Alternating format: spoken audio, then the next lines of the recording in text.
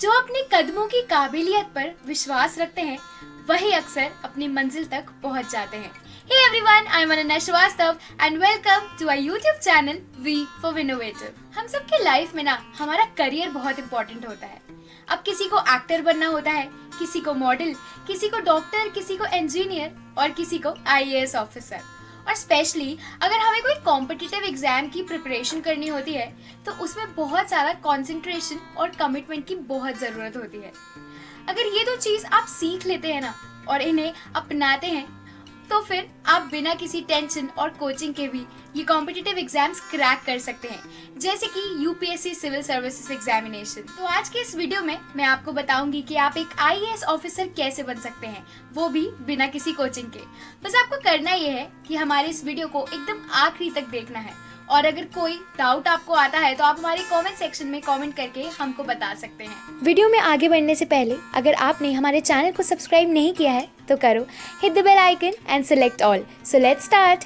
सबसे पहले तो मैं आपको ये बता दूं कि एक आईएएस का फुल फॉर्म होता है इंडियन एडमिनिस्ट्रेटिव सर्विस और ये ऑल इंडिया सर्विसेज का एडमिनिस्ट्रेटिव आर्म होता है। एक IAS officer all Indian service की 3 आर्म्स में से एक है, along with the Indian police service and the Indian forest service. और इन तीनों सर्विसेज के जो मेंबर्स होते हैं वो गवर्नमेंट ऑफ इंडिया और इंडिविजुअल स्टेट्स को सर्व करते हैं। एक आईएएस नेशन की परमानेंट ब्यूरोक्रेसी का पार्ट होता है और तो और इसका एग्जाम निकालना इतना भी इजी नहीं होता। बहुत मेहनत और कंसंट्रेशन की जरूरत होती है इसके लिए। आईएएस के लिए एग्जाम क्रैक करना सबसे मुश्किल माना जाता है। एक आईएएस ऑफिसर सारे गवर्नमेंट अफेयर्स को हैंडल करता है। स्टेट और सेंट्रल लेवल पर पॉलिसीज को फ्रेम करना, उन्हें इम्प्लीमेंट करना, डिस्ट्रिक्ट लेवल पर डिस्ट्रिक्ट अफेयर्स और डेवलपमेंटल ड्यूटीज के साथ डील करना और डिविजनल लेवल पर सारे लॉज और ऑर्डर्स, जर्नल एडमिनिस्ट्रेशन और ऑलमोस्ट सारे ही डेवलपमेंटल वर्क को देखना, ये एक आईएएस ऑफिसर की ड्यूटी रहती है। जब एक आईएएस ऑफिसर को रिक्रूट किया जाता है तो उसके लिए 3 मोड्स होते हैं। एक आईएएस ऑफिसर आईएएस में एंटर कर सकता है सिविल सर्विस एग्जामिनेशन को क्लियर करके, जो union public service commission UPSC conduct करवाती है। और इस तरीके से जो लोग सेलेक्ट होते हैं उन्हें डायरेक्ट रिक्रूट बोला जाता है। कुछ IAS officer state civil service के थ्रू भी रिक्रूट होते हैं और रेयर केसेस में नॉन स्टेट सिविल सर्विस से भी सिलेक्ट होते हैं। और सारे ही आईएएस ऑफिसर को अपॉइंट करते हैं इंडिया के प्रेसिडेंट।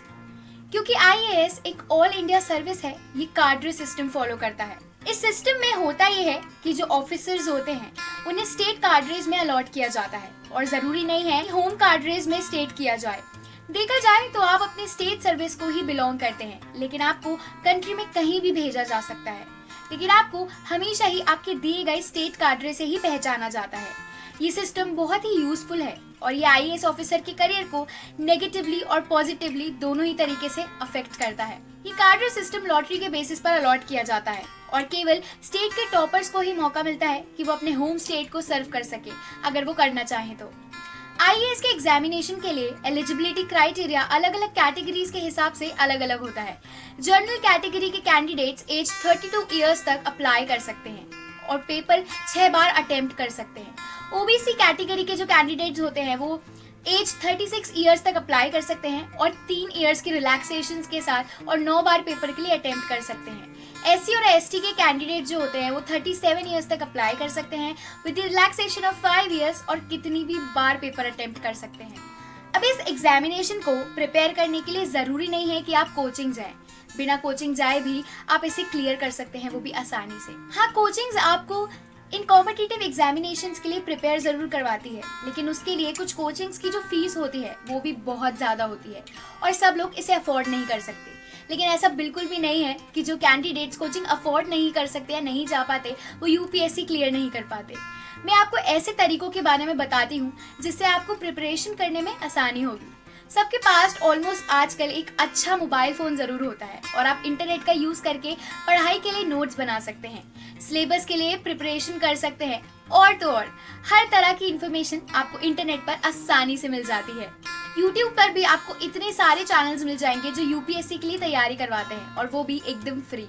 आईएएस एग्जामिनेशन की तैयारी के लिए सबसे पहले आपको पूरा सिलेबस समझना पड़ेगा।